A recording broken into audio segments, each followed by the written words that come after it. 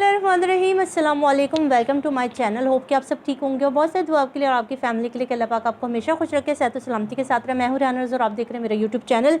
अच्छा जी, आज एक अदालत में एक कार्रवाई हुई और उसके मुतालिक आज मैं आपको पूरी की पूरी वो कार्रवाई भी बताऊँगी और बहुत ही अहम सारी चीज़ें बतानी हैं जी। आज जो है वो डॉक्टर साहब जो थे जी ज़हीर उर्फ चुसवाम वाले जो डॉक्टर साहब थे ना, वो आज आए हुए थे जी अदालत। और आज मेहदी साहब भी आए हुए थे, उनकी फैमिली साइमा भाभी अपनी बच्चियों के साथ आए हुए थे। सारे के सारे आज अदालत में मौजूद थे।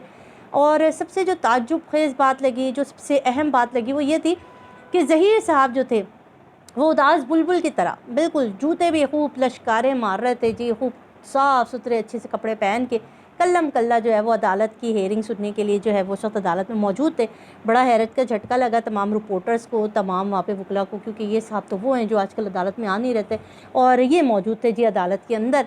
और खामोश अकेले बैठे हुए थे। शबीरा जी थी साथ नहीं थे, बॉडी गार्ड उर्फ शबीरा और लापता थे। शबीरे के बारे में मालूमात की गई तो कुछ ज़राइयों ने बताया कि शायद वो लाहौर में मौजूद है और अपनी जो कुछ चीज़ें वहाँ पर गुमशुद हैं और किस चीज़ों के बारे में जो निगरानी हो रही है उसकी तफसीलात जमा करने के लिए वो लाहौर में शायद मौजूद थे। इस वजह से तनहा ज़हीर साहब जो है वो अदालत में नज़र आए।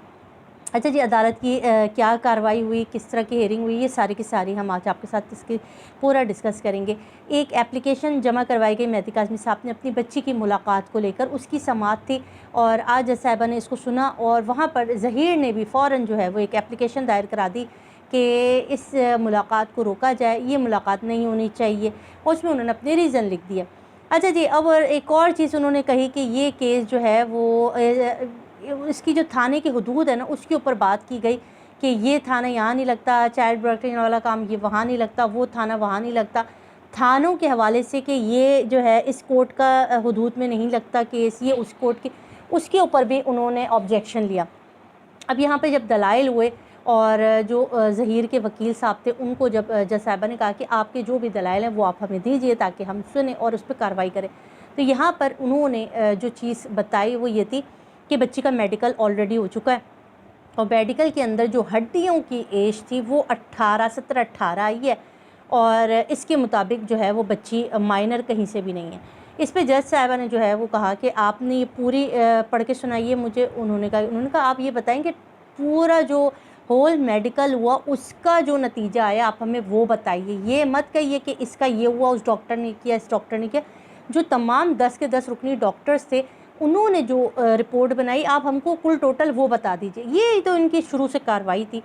ज़हीर के जो वकला हैं वो शुरू से ही अदालतों को आधी चीज़ें सुनाते आए हैं, हमेशा आधी बात बताते हैं, आधी बात खा जाते हैं। आज भी यही हुआ, वकील साहब ने आधी बात कही, आधी बात खा गए, हज़म कर ली।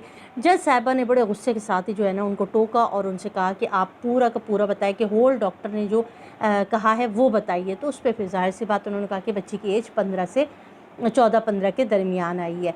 तो यहाँ पर जज साहिबा का जो मूड था उसको देख के लग रहा था कि वो बड़े तहम्मुल से और सीरियस होकर इस केस को सुन रहे हैं। उसके बाद जब मेहदी साहब के जो वकला हैं उन्होंने जब दलाइल दिए तो उन्होंने भी ये बात कही कि बच्ची की एज जो है उसके तमाम सबूत मेहदी साहब के पास मौजूद है, पेरेंट्स के पास।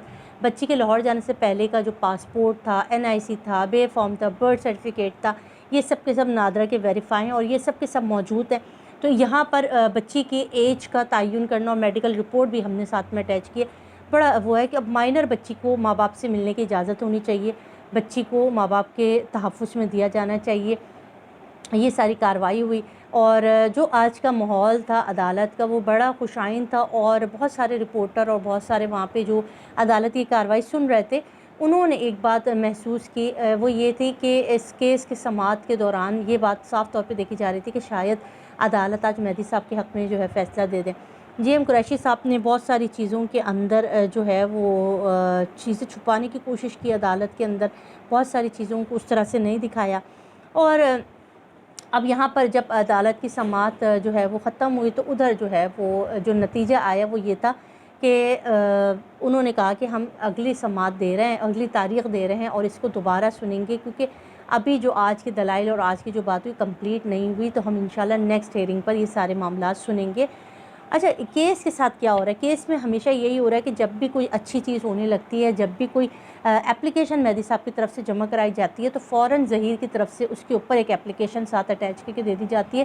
اس سے کیا ہوتا ہے، اس سے وہ کیس جو ہے وہ التوا میں چلا جاتا ہے اور اس کے بعد پینڈنگ میں چلا جاتا ہے. پھر اس کے بعد نئی کیس اس نئی درخواست دائر کی ہوتی ہے اس کے اوپر کارروائی شروع ہوتی ہے، اس پر ڈیٹ اور ڈیٹ، اور پھر جو بھی مدعا ہوتا ہے وہ پیچھے کے پیچھا رہ جاتا ہے. یہ پہلے دن سے آج کے دن یہ سارا کا سارا مدعا چلا آ رہا ہے اور یہ کیس اسی طریقے سے پینڈنگ میں چلا جاتا ہے. مگر بڑی خوشائن بات یہ ہے کہ آج جس طرح سے عدالت کا منہ لگ رہا تھا، اور انشاءاللہ آنے والے ٹائم میں اس کی صحیح طریقے سے اس کی دلائل اور اس کی سماعت ہوگی اور بہت ساری چیزوں کو انشاءاللہ دیکھا جائے گا، اور بچی کو کسی بھی طریقے سے ماں باپ کی کسٹڈی میں دینے کا یا ماں باپ سے ملاقات کا جو سلسلہ ہے اس کو جو ہے وہ دوبارہ سے کنٹینیو کیا جائے گا، اور اس کے اوپر جو ہے وہ عمل ہونے کی بڑی زیادہ اس پہ ابہام ہے کہ ہو جائے گا انشاءاللہ.